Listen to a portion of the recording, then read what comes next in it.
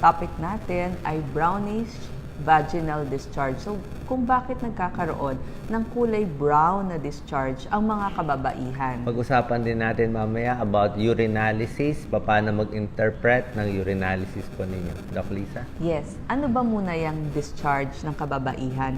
Ito yung paraan ng katawan natin ng paglilinis ng puwerta.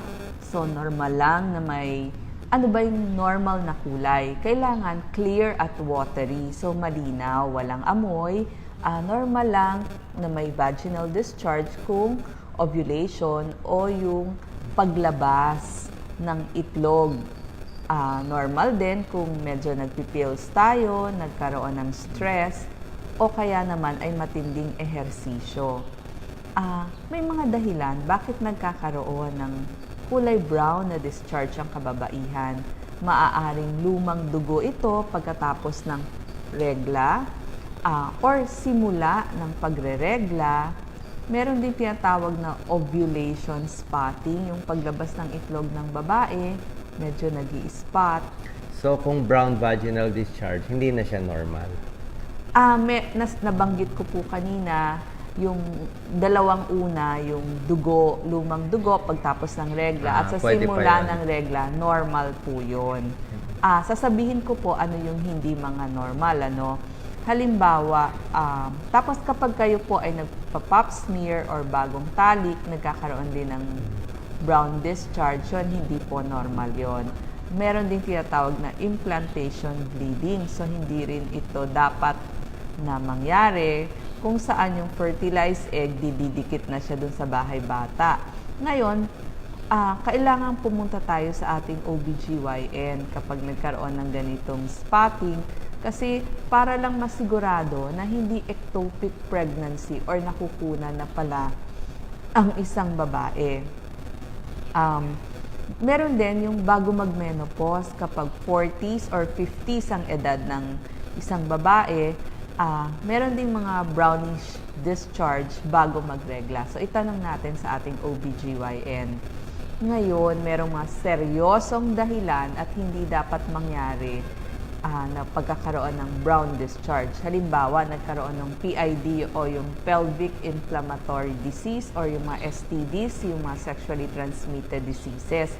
So ito, may kasabay na pananakit ng puson, lagnat, mabaho yung discharge, masakit or parang burning, yung parang mainit kapag umiihi. Ang kinukwento mo yung mga masama. Ito yung seryosong dahilan. Yes, mga kailangan papacheck kapag ganito. Pag sinabing PID, pelvic inflammatory disease, medyo deadly to eh. So, kailangan makita agad ng doktor. Yes. Sige, yung symptoms. O kaya nahawa kayo ng STDs. O nahawa ni sexually transmitted diseases ng inyong partner. Maraming kaso nahawa ni Mr. Yun ang complaint. So, kailangan nagbabantay din tayo. So, merong ang pangalawang dahilan, merong naiwang bagay dun sa loob ng puwerta. Meron kasi mga paraan para hindi mabuntis, tapos nakakalimutan na gumamit pala nun, naiwan na doon. Yung mga contraceptive na paraan, naiiwan doon. So, nagkakaroon na foreign body kasi yun eh. Mga ginagamit sa contraception, merong mga diaphragm, yung mga ganun. Okay. So, hindi dapat naiiwan doon, mga condoms. So, dapat wala doon kasi foreign body nga. So, kapag naiwan doon, magkakaroon na ng infeksyon. Number 3, yung mga babaeng may PCOS or yung polycystic ovarian syndrome, irregular yung regla nila. Minsan wala or sobrang lakas yung kanilang regla at nagpipimples. So, mga seryosong dahilan din ito. Ilinaw mo, Doc Lisa. Anong connection ng PCOS sa vaginal discharge? Nagkakaroon sila ng vaginal discharge. Yung pong binabanggit kong 1 to 3, yun po yung dahilan ng pagkakaroon ng seryosong vaginal discharge na brownish ang kulay. So, pag PCOS, meron din minsan brownish vaginal discharge. Oo. So, kailangan kayo magpatingin sa inyong OBGYN. Ang PCOS normally, ito yung polycystic ovary syndrome. Mas overweight sila, mas maraming buhok, minsan maraming pimples, tapos abnormal din yung menses nila. Yun ang mga symptoms ng PCOS. Meron tayong video ng PCOS. Yes. At isa pang hindi magandang pangyayari na nagkakaroon ng vaginal discharge ay yung cervical cancer. So, may kasama itong bleeding. So, malakas na bleeding, lalo na pagkatapos magtalik. So, pwedeng brownish discharge lang o pwedeng malakas na pagdurugo. Tapos, nagkakaroon din ng pagdurugo sa pagitan ng regla. So, minsan nagiging brown pag hindi madami. So, kailan pupunta sa doktor? Yun nga, matagalan na itong discharge ninyo. Makating puwerta, pagkatapos ng talik, duduguin, discharge na may amoy, masakit na puson. So, kailangan yan, tsaka yung mga binanggit natin kanina. Para lang hindi tayo kinakabahan, ano yung mga dapat natin gawin? So, ano ba yung advice natin? Siyempre, kailangan ng pap smear sa mga kababaihan. Ang first step, pupunta sila sa doktor na OB gynecologist. Oo, Yun ang doktor first ng step. kababaihan. Tatanungin nila kasi saan pupunta eh. Oo. So, OB gyne ang pupuntahan nyo number 1. Okay? Yes, so para ipapap smear kayo, so at least once a year kailangan may pap smear, lalo na kung meron tayong partners, pero pag single minsan kailangan din. Tapos maghugas po tayo ng mild soap lamang at malinis na tubig. Tapos kung pwede, cotton panties para mas airy at maluwag na pantalon or kasuotan. Yes. Ilinaw ko lang, Doc Lisa, dito pag meron ng vaginal discharge na brownish, malalaman niya ng pasyente kadalasan kung may mga 40s, 50s, medyo kabado siya, baka masama to. Ang binabantayan natin talaga yung cervical cancer. Cervical cancer nakakamatay. Mabuti kung stage 1, pero kung may discharge na, minsan mga ano na yan, mamaya stage 3, stage 4, lalo na kung may lumalabas na parang nabubulok na amoy, iba na yon. So, cervical cancer ang deadly. Pag maaga to magpa-check up, matatanggal yung matres, pwede pa mabuhay yung pasyente. Yes, nagagamot po ang cervical cancer. Kasi marami ayaw magpatingin, sasabihin walang pera. Huwag ho tayong magtatago. Oo, hindi. Ang takot nila yung pera. Pera and takot. Wala tayong choice Pag cervical cancer ang duda, lalo na sa mga 40s, 50s, papacheck. Tsaka itong PID, delikado. Yung sinabi kong STD na pelvic inflammatory disease, napupuno ng nana May nana yung fallopian tube. So, medyo may lagnat yan, tapos masakit na yung puson, ibang usapan to. Basta may lagnat, masama. Pero yung mga ibang pa konti-konti, baka hindi naman ganun kadelikado. Tapos yung normal vaginal discharge is? Oo, kailangan. Kwento mo na rin ano normal para hindi matakot. Walang amoy, clear ang kulay, yung parang tubig. So, clear and watery na walang amoy. Okay. Yun. Tamang hygiene? Nabanggit nga po natin, hugas lang ng mild soap yung ginagamit nyo Yes. sa katawan nyo. Yun na rin ang panghugas sa puwerta. Sa labas lang, bawal sa loob. Oo, tapos tubig, tapos cotton panties at maluwag na pantalon. Okay. So, sana po malinaw yan. Pa-check sa OB-GYN. At bukod sa vaginal discharge, merong connected na topic. Ito yung topic ko, urinary tract infection or urinalysis. Kasi lahat tayo dapat magpa-urinalysis. Sobrang mura lang ito. Kala ba urinalysis? 50 to 100 pesos. 50 pesos sa mga lang. laboratoryong Punta malapit sa inyo. Punta kayo sa mall, sa laboratory, magpagawa kayo. Hindi bawal. Kahit sino pwede. Kahit walang reseta ng doktor, pwede na yan So marami kayong makikita sa urinalysis. Hindi masakit, iihi lang. Ngayon, first step, pag ihi nyo, dapat yung gitna ng ihi kasi minsan mali yung yung test hindi pwede yung unang bugso ng ihi i-collect nyo dun sa plastic. Kailangan sa gitna kasi yung una medyo madumi yun madumi yung una, siyempre dumaan dun sa daanan, baka siyempre may mga tissues pa yon, yung cells natin. So yung gitna ang kukunin mo. So midstream urine ang maganda, okay? Tapos makikita nyo sa result ganito, kulay. Sana meron kayong test, diba? Lalabas yung mga result. Tuturuan ko kayo paano mag-interpret para hindi kayo matakot. Kasi mahabang explain Number 1, ano kulay ng ihi? Ito makikita nyo Pag dark ang kulay ng ihi, anong dark? Parang ganyan ka-dark. Ano ba to? Yan. Pag very dark ang ihi mo, pwedeng dehydrated ka na. Sabihin, kulang ka sa tubig.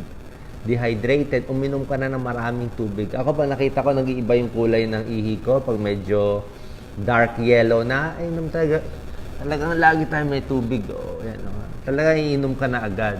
Kasi ayaw ko ma-dehydrate, mamaya masira kidneys natin, magkaroon ng urinary tract infection, mas maganda hindi dehydrated. So, 1, dark urine. Pag ang kulay ng ihi, medyo brown or green, medyo bihira to eh. Pero, pwedeng may bilirubin, ibang sakit to. Pag ang kulay ng ihi, medyo pinkish, para may pula-pula konti, dugo po yun. Pwedeng dugo na nahalo lang sa regla, madalas ganun eh, yung mga babae hindi nila alam pag collect nila ng urine, may kasamang regla, kaya nagulo yung urinalysis, naging pula. So, kung hindi naman talaga regla yun, talagang sa ihi galing yung medyo pinkish na dugo, tawag natin po doon hematuria. Ibig sabihin, may dugo sa ihi. Anong cause? Kidney stones, bato sa bato, and pwede rin kidney cancer, pero mas madalas kidney stones. Okay? Pero kung babae at brown at mapula-pula yung ihi, baka nahaluan ng regla. Okay? Meron din mga pagkain. Kung kumakain kayo ng prutas na masyadong mapula masyado, baka yun lang. Di ba? Meron tayong patient na kung umiinom kayo ng para sa TB, gamot sa tuberculosis na rifampicin, pwede rin maging orange ang kulay ng ihi mo. Okay? Bukod sa kulay ng ihi, titingnan natin kung malabo ba yung ihi o hindi. Di ba may ihi na malinaw, may ihi na malabo. Pag malabo, pwedeng may infection eh. Pwedeng may nana, kaya naglalabo-labo yung ihi mo eh. Tapos, kung mabula, lagi kong kinakwento, pag konting bula ang ihi, okay lang. Pero kung masyadong mabula ang ihi, like itong isang kakilala natin, di ba? Takot na takot siya magpa-check, ang bula-bula ng ihi niya. Paglabas ng urinalysis, +2 protein. Sabihin, may protein na lumalabas sa ihi. Ibig sabihin, may kidney problem. Dapat kasi yung protein na nasa katawan lang natin, hindi lumalabas. So, protein, maraming protein sa ihi, masama. Next, amoy. Ano ang amoy ng ihi? Yan ang ginagawa ng mga doctors dati. Mga lumang doktor, 100 years ago, inaamoy yung ihi ng pasyente para malaman yung sakit. Pag amoy isda o ammonia. Ano ba ammonia? Yung ammonia. Yung ginagamit sa hilo. Pumunta kayo sa CR ng mga lalaki, babae, yung mga nakastack yung ihi, lahat amoy ammonia yon. Okay? Pag amoy ammonia, ibig sabihin, pwedeng may urinary tract infection. Ammonia smell. Meron naman amoy acetone. Alam niyo acetone? Pangbura ng cutex. Yun, delikado yun sa diabetic. Sa mga diabetic, pag nangamoy acetone, ketoacidosis yun. Sabihin, sobra taas ang blood sugar. Okay, hindi rin maganda yan. Meron naman sa atin, amoy gulay. Kumain kayo ng asparagus, subukan nyo. Kain kayo ng asparagus, ako kung broccoli. Basta merong mga gulay, pag kumain ka maraming salad, pag ihi mo, iba na yung amoy. Actually, hindi naman ito masama. Wag po kayong matakot. Pero ako, ginagawa ko, kahit salad at ganito lang, dinadamihan ko ang tubig. Para kung meron mang whatever na sediment, matanggal. Kasi pang-flush natin ng tubig eh. Tubig ang pang-flush ng pantog para maalis yung bacteria, mabawasan siya. Pagdating ng urinalysis, ito na makikita nating resulta. Meron ng results doon eh. Nakasulat doon, blood. Sa blood, dapat negatibo. Di ba? Wala dapat blood. Pag may dugo, yun ang problem natin. Pwedeng may kidney stone, dugo, kidney cancer, pwede rin, UTI minsan, pero more sa kidney stone kung may dugo. O baka meron kayo iniinom na gamot na pampalabnaw. Diba? Baka meron kayo iniinom na pampalabnaw ng dugo natin, baka for a heart problem, so kaya nagbi-bleeding konti. Hematuria. So dapat walang dugo sa ihi. Sabihin ko na rin, malay nyo, baka nagtalik ng violent. Pwede rin siguro may dugo, may nasugat. Okay? Next, sine-check din kung merong white blood cells sa urine. Ito napakahalaga. leukocytes or white blood cells, may resulta yan pus cells. Pwedeng less than 5, more than 5 per high power field, nakasulat doon. Pag maraming white blood cells sa ihi, ibig sabihin, may UTI. Kadalasan urinary tract infection at may bacteria. At may bacteria yung pasyente. So, binibigyan natin ng gamot para ng antibiotic. Dito malalaman kung may UTI. So, dapat walang blood, wala ring white blood cells. Ito, pangatlo, protina yung ihi. Lalabas yung protein Sa protein, gusto mo negative. Okay? Dapat talaga negative. May plus 1 to plus 4. Pag mataas itong protein, may kidney problem. May kidney damage So, bakit nagka-kidney damage? Simple lang. Dahil sa high blood na hindi ginagamot. High blood na hindi ginagamot for many years, sira kidney. Diabetes na hindi ginagamot. Mga kidney problems basta kidney problem, high blood, diabetes. So, yung protina plus 1 to plus 4. Kailangan pupunta sa doktor. Okay? Meron din protein na trace. Yung konti lang, konting protein. Baka dati may kidney problem. Okay? Ako nagka-problem din ako dati sa kidneys nung bata ako. Mahilig kasi ako mag-exercise noon, Doc Lisa. Yung nagte-tennis ako sa init ng araw. Tapos nagbago na yung kulay na ihi. Hindi naman natin alam noon, bata tayo, hindi tayo umiinom. Sobrang exercise, masama sa kidneys. Nuulit ko sobrang exercise, masama sa kidneys. So yung mga nagbabasketball, sobra, inom lang kayo ng tubig. Huwag din sobra. Yung mga, kasi nasisira yung muscle mo sa kaka-exercise. Parang hazing Di ba yung hazing? Yung hazing, pag na-haze yung pinalo yung ng paddle yung tao, sira din ng kidneys. Kasi nadudurog yung protein na muscle, dumadaan sa kidneys, kidney failure. So, sobrang exercise, parang nasisira din yung muscle. So, pag exercise, inom ng tubig. Ketones, dapat walang ketones. Tulad na sinabi ko, diabetes ketoacidosis. At sugar, glucose. Ang urinalysis, may lalabas po doon na glucose.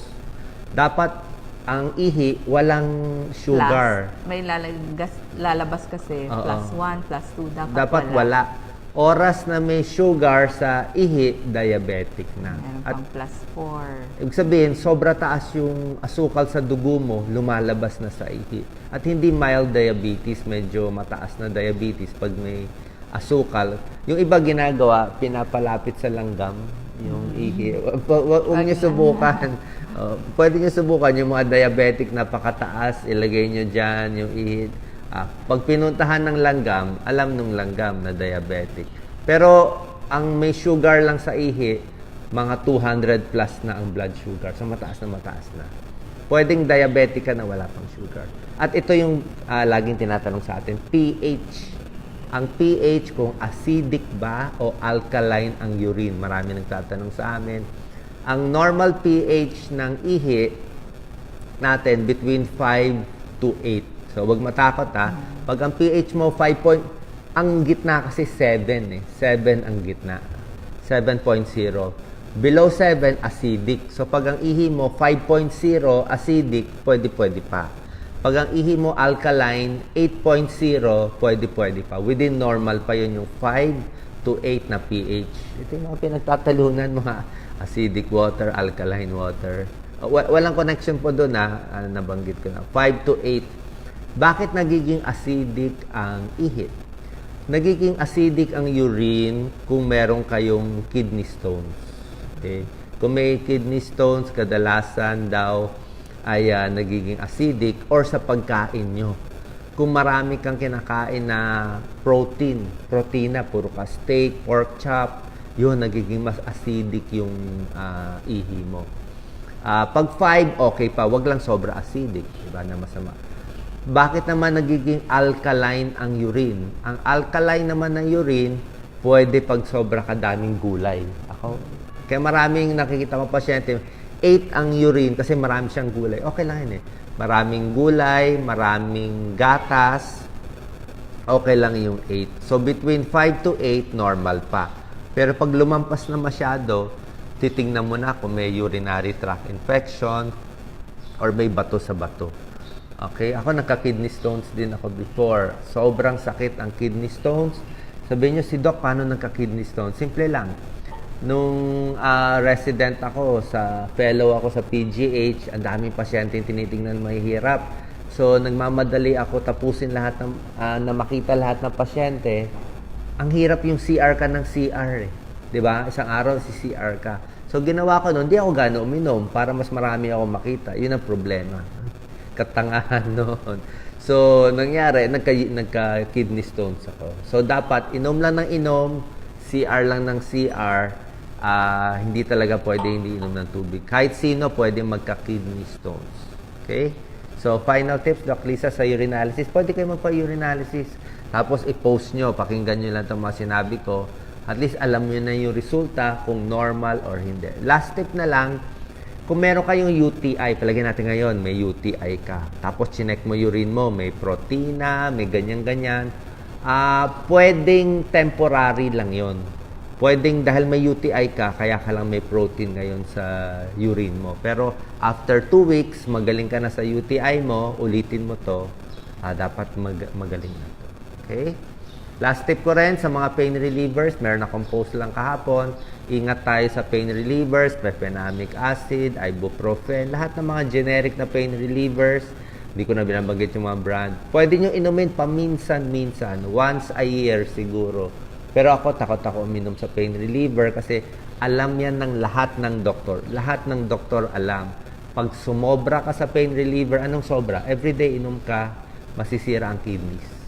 Pwede ka magka-kidney failure, pwede ka magka-dialysis.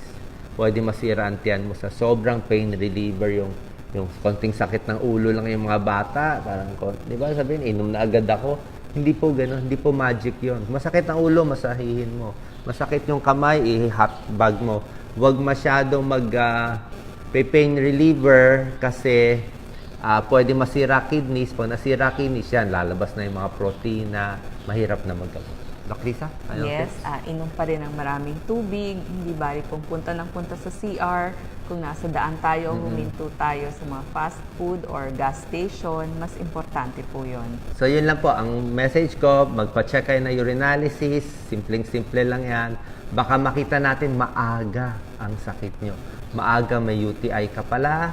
Maaga may diabetes, may kidney stones, may kidney problem. Para maggamot natin at maging normal, maging mahaba yung buhay. Dapat nga libre to eh. Pero 50 to 100 pesos, kaya-kaya nyo ba yan? Sige po, like and share po para makatulong sa ating kababayan. God bless po.